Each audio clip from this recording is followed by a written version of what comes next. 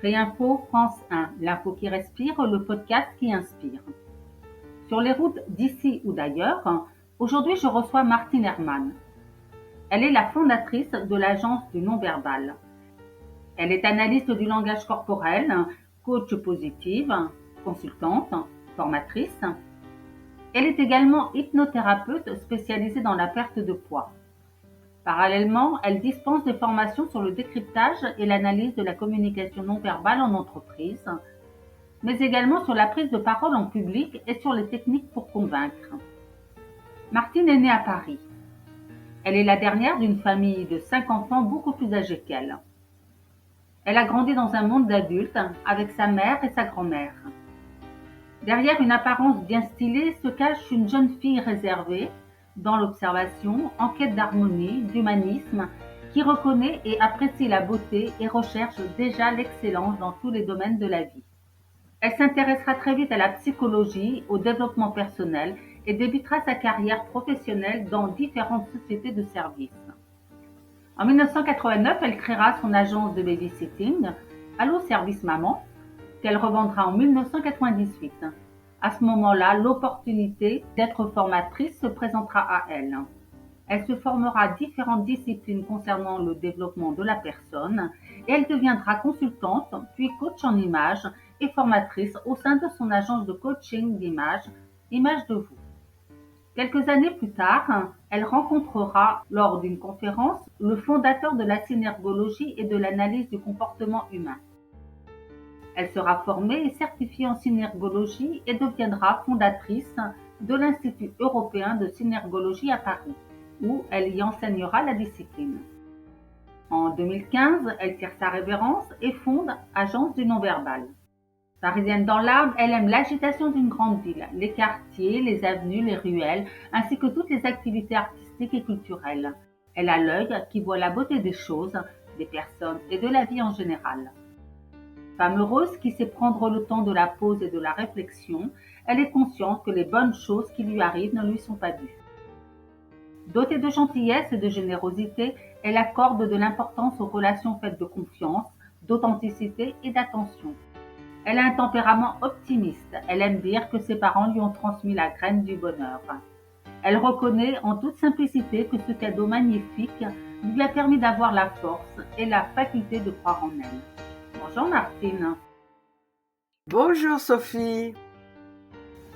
Dès l'enfance, vous étiez dans l'observation des adultes. Pensez-vous que cela a déterminé votre parcours professionnel ?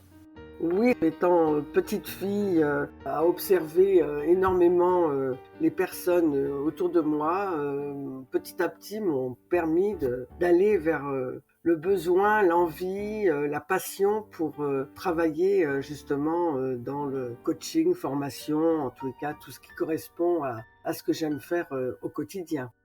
Enfant, vous aimiez observer votre environnement et surtout les adultes. Est-ce qu'ils avaient des attitudes, des comportements qui vous intriguaient ? M'intriguait peut-être pas, mais c'est vrai que j'ai toujours observé dans le détail. J'aimais bien essayer de comprendre l'autre au travers de ses différents comportements, et c'est ce qui me plaisait, m'intéressait. Je pense que je le faisais tout à fait naturellement. De là à dire qu'il y avait des choses qui m'intriguaient, sans doute, je devais me poser des questions. Et voilà, j'avais vraiment ce besoin d'observer, analyser, regarder la personne dans son entité. C'était quelque chose qui m'occupait bien en tant que petite fille contemplative. Est-ce que cela vous arrivait d'imaginer leur histoire ? Oui, sans doute, oui. Je partais dans des histoires que je me créais par rapport à ces personnes que je pouvais voir, parfois dans la rue ou parfois dans un train, où je me posais des questions en me disant que peut bien faire cette personne, tiens, est-ce qu'elle est mariée, est-ce qu'elle a des enfants, oui, ce sont des questions que je pouvais me poser déjà étant enfant, en tous les cas, et que je continue à me poser d'ailleurs quand je rencontre ou quand je croise certaines personnes, j'ai envie d'en savoir un petit peu plus. Vous vous êtes intéressé très tôt à la psychologie et au développement personnel. Est-ce par besoin ou par nécessité de mieux vous comprendre ou de comprendre les autres ? Intuitivement, je pensais que ça pouvait m'aider, étant une enfant réservée, parlant peu. J'avais ce besoin justement de regarder l'autre, de faire en sorte que je puisse aussi, moi, les comprendre et m'aider aussi à me comprendre, sans doute une auto-réparation, peut-être je vois ça comme ça, en tous les cas, rentrer en relation avec l'autre, ce qui était quand même compliqué quand j'étais adolescente, jeune fille. C'était tout un parcours de questionnement par rapport à moi, par rapport aux autres, qui m'ont aidé petit à petit à grandir, à progresser et à avoir le désir de rentrer en relation avec certaines personnes avec qui j'avais vraiment envie de parler, d'échanger, de construire quelque chose en tous les cas. Vous avez grandi dans un monde d'adultes, vous sentiez-vous différente de vos camarades? Mais c'est vrai qu'en tant que petite fille, je me sentais différente parce qu'à l'époque où je suis née, ayant été élevée par une maman et une grand-mère, c'est vrai que c'était pas très très fréquent et donc je me sentais différente par rapport à ça et puis aussi par rapport à différentes origines qui faisaient partie de moi. Donc voilà, je pense que c'était quelque chose qui me différenciait encore davantage par rapport aux autres enfants. Pensez-vous que votre différence, que je vois plus comme une force, vous a enrichi? En effet, je trouve que quand on vient d'un milieu différent, qui ne représente pas le cadre familial habituel, et puis ayant justement des parcours, des histoires familiales un peu plus différentes que celles que je pouvais entendre auprès de mes camarades lorsque j'étais à l'école, je pense que ça m'a beaucoup apporté. Ça m'a énormément enrichi, ça m'a apporté une très grande ouverture sur les autres, sur le désir d'accepter l'autre, quelles que soient ses origines, sa couleur, sa religion. Et donc ça, c'était vraiment quelque chose que j'ai ressenti très fortement dès ma petite enfance. Vous avez vécu la première partie de votre vie dans un monde d'adultes au féminin. Oui. Quelles valeurs vous ont transmises votre mère et votre grand-mère? Beaucoup de valeurs, en tout cas de force. J'ai beaucoup de force grâce à l'éducation de ma mère, qui était une femme vraiment très en avance sur son siècle, qui m'a apporté la grâce, la féminité, une bonne éducation et une grand-mère qui était plutôt autoritaire, assez masculine et qui a justement été mon repère masculin que je n'avais pas bien sûr au quotidien. Et donc, ce mélange, cette association de féminité, de ce côté artistique que ma mère avait, elle chantait parfaitement bien, elle était musicienne, ouverte sur le monde, et puis cette éducation cadrée, structurée de la part de ma grand-mère, m'ont apporté énormément de possibilités. En tout cas, j'ai le sentiment d'avoir des fondations très solides qui m'ont permis justement de vivre toutes les étapes de ma vie avec beaucoup de joie en tous les cas et beaucoup de force. Vraiment, la force, c'est quelque chose qui est en moi et qui me permet justement de continuer à progresser, à construire et à voir toujours le verre à moitié plein. En tous les cas, ça, c'est important. Le contexte familial de votre enfance Ouais. a-t-il favorisé votre maturité? Pas vraiment. J'étais le cinquième enfant. Ma mère m'a eu tardivement, donc j'ai été élevée quand même comme une enfant unique. Et donc, elle m'a beaucoup protégée, surprotégée. Et donc, la maturité est venue quand même beaucoup plus tardivement. Voilà, c'est sans doute quelque chose qui a été un petit peu plus compliqué pour moi à vivre parce que justement, j'ai eu tout au long de ma vie avec ma mère, quand elle était en vie, bien sûr, c'était quand même une relation très symbiotique et donc ça a été un frein pour l'appréhension et de la maturité.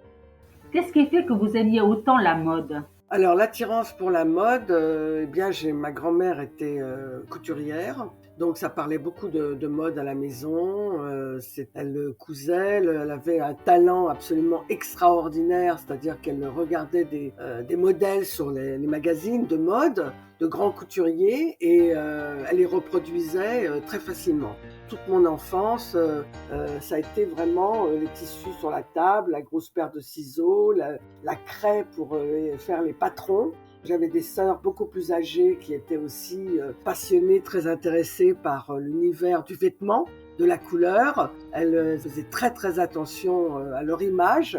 Donc j'ai été élevée dans un environnement extrêmement féminin, avec justement ce désir et ce goût inné pour être vraiment bien habillée, quelle que soit la situation. J'ai été élevée vraiment dans cet environnement extrêmement féminin où vraiment il y avait beaucoup de grâce et beaucoup de désir de se parer et de mettre des beaux habits, comme on disait à l'époque, pour se présenter le mieux possible dans la société. J'ai l'impression que vous étiez beaucoup plus que d'être à la mode. J'ai envie de dire que vous l'incarniez. Qu'en pensez-vous? Mais quand j'avais 20 ans, d'abord j'étais très très mince et donc c'est vrai que j'étais à la pointe de la mode, c'est-à-dire je voulais absolument avoir le dernier t-shirt, la dernière mini-jupe. Je me sentais bien dans ce que j'avais justement, quelque chose, un vêtement, un accessoire qu'on avait vu dans le magazine la semaine précédente. Et donc vraiment pour moi c'était important de tout coordonner, d'avoir la bonne paire de chaussures, la jupe ou le chemisier ou le petit accessoire à la mode. Vraiment, ça me plaisait beaucoup. D'ailleurs, ma mère me faisait totalement confiance. À 14-15 ans, elle me donnait des sous et j'allais m'habiller toute seule. Pensez-vous que votre intérêt pour le comportement humain et pour la mode vous a amené à exercer le métier de consultante en images? Oui, oui, bien sûr, c'est vrai que c'était une suite logique pour moi, ne sachant pas d'ailleurs que ce métier existait tout au moins en France, puisque au départ c'est un concept qui vient des États-Unis.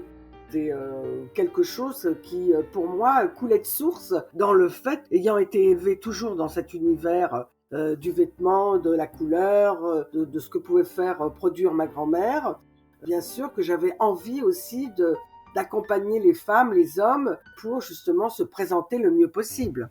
Coco Chanel disait: la mode se démode, le style jamais. Qu'en pensez-vous?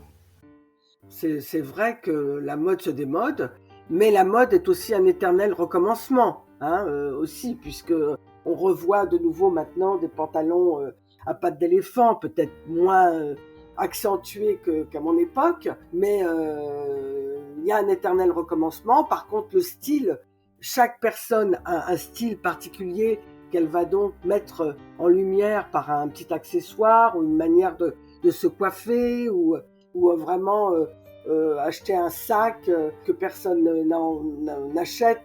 Avoir justement quelque chose qui correspond à soi, qui nous définit. Parce qu'en fait, nous sommes notre propre image que nous véhiculons au travers du vêtement, au travers des couleurs que nous portons, la manière dont nous sommes coiffés. Tout ça, c'est notre signature en fait. Pensez-vous que chaque individu a son propre style? Peut-être que maintenant que nous avons tous ces magasins, ces chaînes, ces franchises, c'est peut-être un petit peu plus difficile de dire que chaque individu a son style, a son propre style, parce que évidemment, c'est vrai qu'on croise un certain nombre de personnes avec des vêtements de grandes enseignes connues que l'on voit un peu partout, mais c'est malgré tout quand même l'accessoire qui va justement nous définir et qui va nous permettre de ne pas avoir le même style que ma voisine. Ou le choix des couleurs pour justement se montrer différemment. Vous avez des personnes qui veulent pas avoir des difficultés pour s'habiller et qui de ce fait s'habillent tout le temps en noir. Et puis vous avez d'autres personnes qui au contraire recherchent des couleurs chatoyantes, parfois un peu très visibles, mais qui correspondent aussi à la personnalité de l'individu. Dans le vaste univers de la mode, de la communication, vous aidez les personnes à trouver leur style, hein, c'est ça? C'est ça, tout à fait, oui. Vous avez l'œil qui voit le beau. Comment cela se manifeste au quotidien?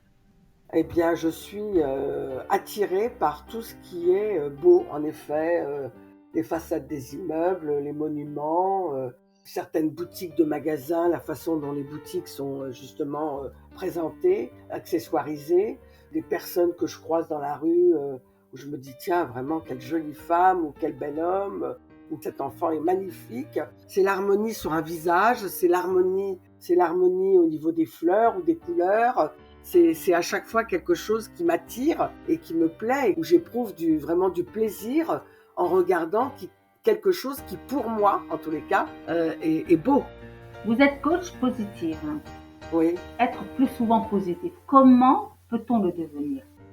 Eh bien, en travaillant avec justement des outils qui correspondent à la psychologie positive, qui est une discipline qui existe depuis les années 2000, c'est-à-dire écouter de la musique, le matin se regarder, se préparer, c'est se sourire dans son miroir, c'est de pouvoir répertorier dans la fin de la journée quelles sont les choses qui m'ont plu, qui m'ont fait plaisir, que j'ai aimé, les moments agréables, et donc c'est de pouvoir noter, identifier, en fait de ne regarder ou de ne penser qu'à des choses positives, de façon à, on dit ça en PNL, écraser les émotions négatives ou les choses un peu désagréables qui occupent notre cerveau 24 heures sur 24 pour rester positif malgré notre environnement assez gris ou voire noir par rapport à tout ce que l'on peut entendre précisément en ce moment. Concrètement, quels sont les outils qui favorisent les bienfaits du positif? Alors, les bienfaits concrets, c'est reconnu par les neurosciences, c'est tout ce qui est dans le domaine justement du développement de la personne, soit par de la méditation, relaxation, yoga, respiration profonde, cohérence cardiaque, trouver un moment pour soi. La sophrologie aussi, qui permet de faire de la visualisation positive sur un certain nombre de choses, toujours dans le but justement de se détacher, de pouvoir reprogrammer son cerveau d'une autre manière. On dit que quand on commence à faire ce travail de reprogrammation, il faut 21 jours pour se sentir mieux dans notre vie au jour le jour. Vous êtes hypnothérapeute spécialisée dans la perte de poids. Comment travaillez-vous et sur combien de séances? L'hypnothérapie, c'est justement pouvoir accompagner une personne afin de modifier son état de conscience. Donc ça, c'est déjà les fondamentaux de l'hypnose. Et c'est vrai que moi, je me suis spécialisée dans le domaine de la perte de poids. Ayant moi-même fait l'expérience pour perdre du poids avec un hypnothérapeute, je me suis dit, tiens, ce serait pas mal que je rajoute cette compétence à mon arc. Et donc, après avoir vu les résultats, je suis devenue hypnothérapeute. J'accompagne bien sûr un certain nombre de personnes, on va dire entre 3 et 5 séances. Tout dépend justement de la manière dont la personne va progresser. Lors de la première séance, je vais bien sûr passer à peu près 3/4 d'heure, 1 heure, à lui poser un certain nombre de questions pour voir comment elle s'alimente, qui elle est, qu'est-ce qui fait qu'elle grossit. Donc, ces réponses vont me permettre justement de l'accompagner vraiment d'une façon plus précise, plus détaillée avec les séances d'hypnose. C'est un accompagnement sur tous les plans. Conseil aussi sur les plats, sur les quantités, sur ce que la personne peut manger ou pas, en sachant que c'est pas un régime strict, donc du coup la personne ne souffre pas du tout, n'a pas l'impression de se priver au niveau de la nourriture. C'est une autre manière de s'alimenter, et le travail que nous faisons ensemble lorsqu'elle est en séance d'hypnose, c'est de pouvoir justement travailler pour qu'elle puisse retrouver une certaine sérénité, apprendre à gérer ses émotions, puisque quand on prend du poids, on mange ses émotions, et de pouvoir atteindre un objectif où, lorsque j'ai mangé une certaine portion, j'ai atteint mon niveau de satiété et je n'ai pas envie de reprendre une autre portion. Je m'arrête et donc, sans me priver, je vais perdre du poids au fur et à mesure des séances. Vous êtes certifié en synergologie. C'est quoi la synergologie? C'est une discipline qui permet justement d'analyser, de décoder le langage corporel lorsque le corps est en mouvement. C'est une discipline qui est au carrefour des neurosciences et des sciences humaines, qui comprend 1200 items que nous appelons des gestes non-verbaux, qui sont répartis sur le visage, sur le buste recto-verso, les membres supérieurs et les membres inférieurs. Et donc, lorsque la personne parle, échange avec quelqu'un d'autre, eh bien c'est vrai que si les gestes et les mots sont en cohérence, il n'y a pas d'analyse à faire, bien entendu, puisqu'à ce moment-là, la personne, elle est plutôt spontanée, authentique. Si par contre, la personne me parle, me dit des choses plutôt positives, mais que son corps me raconte, m'envoie des messages de fermeture, par exemple, je sais pas, elle se tourne et elle me présente son épaule, ou elle met ses mains derrière le dos, elle se pince le nez en me disant des choses positives, là, il y a un décalage. Je vais observer cette rupture entre les mots et les gestes. L'idée, c'est de pouvoir justement d'essayer de comprendre pourquoi ce décalage. En tant qu'analyste du langage corporel, pour quel type de problématique recevez-vous?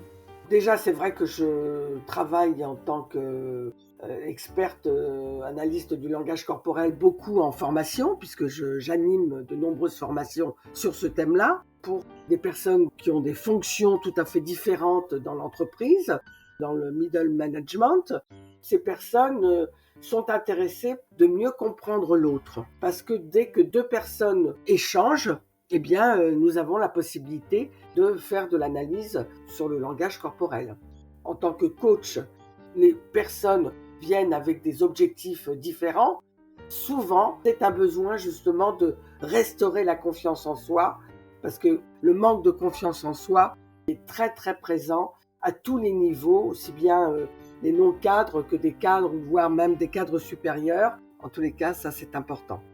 Est-ce qu'une personne peut faire appel à vous quand elle a le tract juste avant une prise de parole en public, par exemple? En tant que coach pour des personnes qui ont le trac, des difficultés à parler devant un auditoire, je vais pouvoir les accompagner en les filmant sur un thème choisi, de façon à pouvoir lui montrer que tous les gestes que nous faisons sont des gestes conscients ou non conscients, que ce qui est important, ce n'est pas de maîtriser ces gestes parce qu'on ne peut pas les maîtriser, que les gestes précèdent la parole, mais qu'il faudra simplement apprendre correctement son discours, bien le connaître, être passionné par ce qu'elle a à nous dire, eh bien la personne pourra de ce fait passionner son auditoire. Et qu'à partir du moment où l'on croit en soi, eh bien on peut réaliser plein de choses dans sa vie. Avant de nous quitter, en guise de devise, quel est votre encouragement de fin? C'est croire en soi, c'est avoir cette force et cette croyance pour se réaliser et pour réaliser tous les objectifs que l'on a envie d'atteindre, soit dans sa vie professionnelle ou dans sa vie personnelle. Comment peut-on vous joindre? Il y a mon numéro de téléphone 06 03 49 15 16 ou martine agence-du-6 non-du-6 verbal sans .fr. Nous arrivons au terme de notre entretien. Je vous remercie d'avoir pris le temps d'échanger avec moi. Je vous souhaite une belle continuation dans votre vie. Merci beaucoup Sophie, merci de m'avoir invitée. Au revoir Martine, à très bientôt. À très bientôt Sophie, au revoir. Je vous retrouve prochainement pour un nouvel entretien inspirant par une personne inspirée. C'était Sophie Salio-Marie sur les routes d'ici ou d'ailleurs, Réinfo France 1.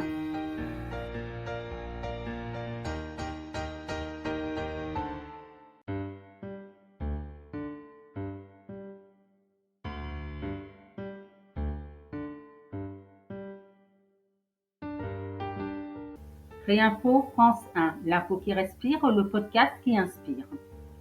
Sur les routes d'ici ou d'ailleurs, aujourd'hui je reçois Martine Herman. Elle est la fondatrice de l'agence du non-verbal. Elle est analyste du langage corporel, coach positive, consultante, formatrice. Elle est également hypnothérapeute spécialisée dans la perte de poids. Parallèlement, elle dispense des formations sur le décryptage et l'analyse de la communication non verbale en entreprise, mais également sur la prise de parole en public.